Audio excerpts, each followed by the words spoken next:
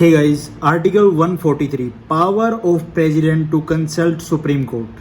पहले हम theory part देखेंगे, फिर इस आर्टिकल का ओरिजिन देखेंगे, फिर इस आर्टिकल में क्या बोला गया है वो देखेंगे। ठीक है, पहले हम थ्योरी पार्ट पढ़ लेते हैं। If at any time it appears to the president that a question of law और fact has arisen which is of such public importance that it is expedient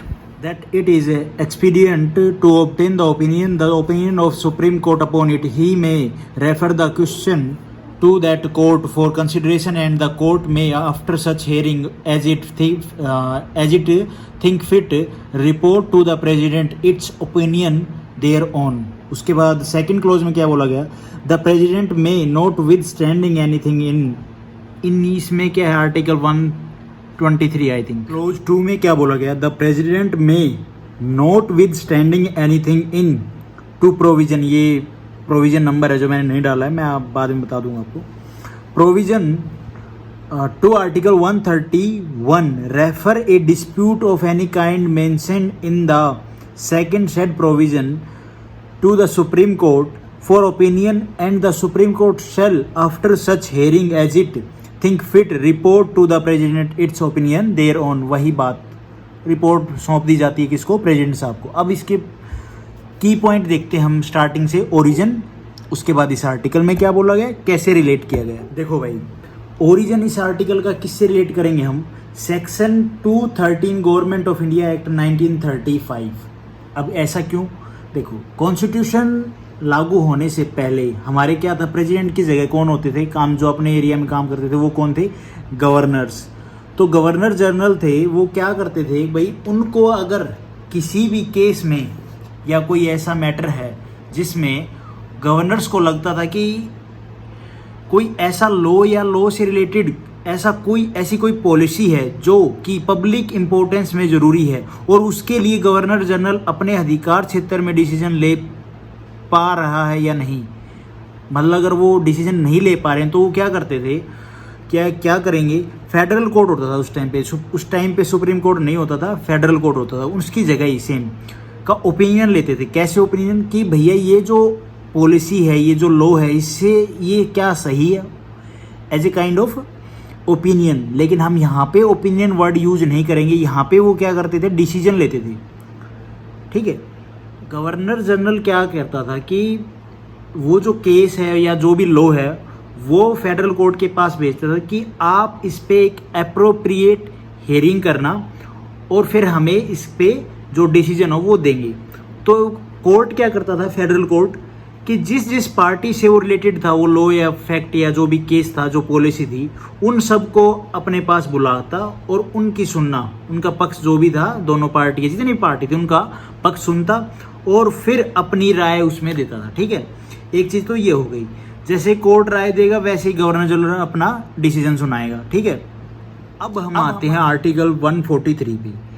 पहले क्या था, बिफोर कॉन्स्टिट्यूशन तो था लेकिन इंडियन कॉन्स्टिट्यूशन नहीं था जो हमारा संविधान है। तो उस टाइम पे था क्या, गवर्नर जनरल।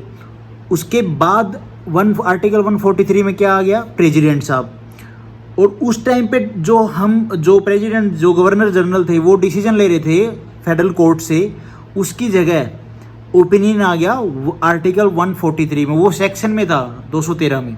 ठीक है, एंड देन आर्टिकल 143 के थ्योरी पार्ट में यही बात बोली गई कि presidents that a question of law और फैक्ट, मतलब प्रेसिडेंट साहब को कोई ऐसी पॉलिसी या लॉ से रिलेटेड कोई क्वेश्चन उठ रहा है तो उनको अगर कोई ओपिनियन लेना है तो वो सुप्रीम कोर्ट से ले सकते हैं। दूसरा क्या है, एक्सपीडिएंट टू ऑब्टेन द ओपिनियन। अब इसका मतलब क्या है कि सुप्रीम कोर्ट को लगता है कि यह है जो ओपिनियन उन्होंने दिया ये बहुत ज़रूरी है, बिल्कुल ज़रूरी है। मीन्स व्हाट, कि जो सुप्रीम कोर्ट अपनी राय देगा, जो ओपिनियन देगा, जो बिल्कुल ज़रूरी है, और प्रेसिडेंट साहब अगर उसको नहीं मानते तो क्या है, जो काउंसिल ऑफ मिनिस्टर है उसके ऊपर भी दाव पड़ेगा, किसका, पब्लिक का। इसलिए सुप्रीम कोर्ट की कोई भी राय बहुत ज़रूरी हो जाती है, किसके लिए, करंट गवर्नमेंट और प्रेसिडेंट साहब के लिए। टोटली क्लोज 1 की जो बात है ना, वो मेन इंपॉर्टेंट है, ये वाली मे का मतलब क्या है कि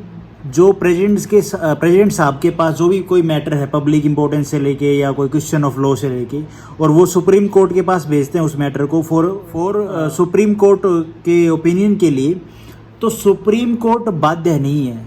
सुप्रीम कोर्ट उस मैटर पे अपना डिसीजन दे भी सकता है और ना अपने, मतलब डिसीजन एज ए राय, मतलब अपना ओपिनियन दे भी सकता है और ना भी दे। तो आप ये वर्ड देख रहे हैं ना, मे वर्ड, इसी क्लोज 1 का मेन इंपॉर्टेंट वर्ड फोकस पे तो यही है कि सुप्रीम कोर्ट उस पे अपना ओपिनियन दे या ना दे। अब हम आते हैं क्लोज 2 पे। क्लोज 2 में जो प्रिवीजो है, इसका मतलब क्या है? देखो, अगर कोई ऐसा मैटर या लॉ से रिलेटेड कोई डिस्प्यूट है, मतलब क्वेश्चन ऑफ लॉ है, वो किससे डील करता है?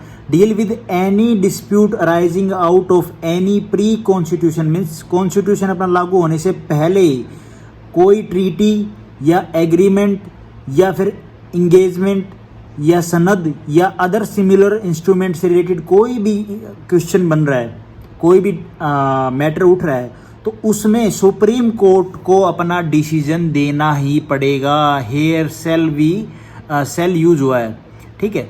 Supreme court shall opinion and the supreme court shall after such hearing as it thinks fit. तो पहले वाले में क्या है कि सुप्रीम कोर्ट के लिए ज़रूरी नहीं है कि वो अपनी ओपिनियन दे या ना दे, लेकिन इसके केस में जो मैंने आपको पॉइंट बताए, जो हमारा कॉन्स्टिट्यूशन के आने से पहले जो भी मैटर थे, मतलब मैटर जो मैंने आपको स्टार्टिंग में बताया, उनसे रिलेटेड कोई भी अगर क्वेश्चन ऑफ लॉ या कोई भी ऐसा मैटर है, तो उसमें प्रेसिडेंट साहब सुप्रीम कोर्ट को अगर भेजते हैं उनके ओपिनियन के लिए, तो सुप्रीम कोर्ट को उनको अपना ओपिनियन देना पड़ेगा उन मैटर्स पे। तो आर्टिकल का कंक्लूजन क्या है? कंक्लूजन क्या है? फर्स्ट क्लोज में तो यही बात बोलेगी कि एक तो सबसे पहले सुप्रीम कोर्ट अपना ओपिनियन देगा जिस मैटर पे, क्वेश्चन ऑफ लॉ या जन पब्लिक इंपॉर्टेंस के मैटर में, तो वो जरूरी नहीं ओपिनियन अपना दे भी सकता और ना भी दें प्रेसिडेंट साहब को, ठीक है। एक चीज़ ये हो गई। दूसरे क्लोज में क्या बात बोली गई कि जो मैंने मैटर बताए थे कौन कौन से थे, जो हमारे प्री कॉन्स्टिट्यूशन से पहले के जो मैटर हैं, ट्रीटी, एग्रीमेंट, कोवेंट, ठीक है, और इंगेजमेंट, सनद या अदर सिमिलर इंस्ट्रूमेंट से रिलेटेड कोई भी ऐसा मैटर है, उसमें प्रेसिडेंट साहब अगर उन सुप्रीम कोर्ट का ओपिनियन मांगते हैं, तो सुप्रीम कोर्ट को उस मैटर्स पे अपना ओपिनियन देना ही पड़ेगा। अच्छा, ये जो सुप्रीम कोर्ट ओपिनियन देगा, ये ओपिनियन ही होगा, जजमेंट नहीं होगा सुप्रीम कोर्ट का। तो ये था article 143। Thank you for watching this video.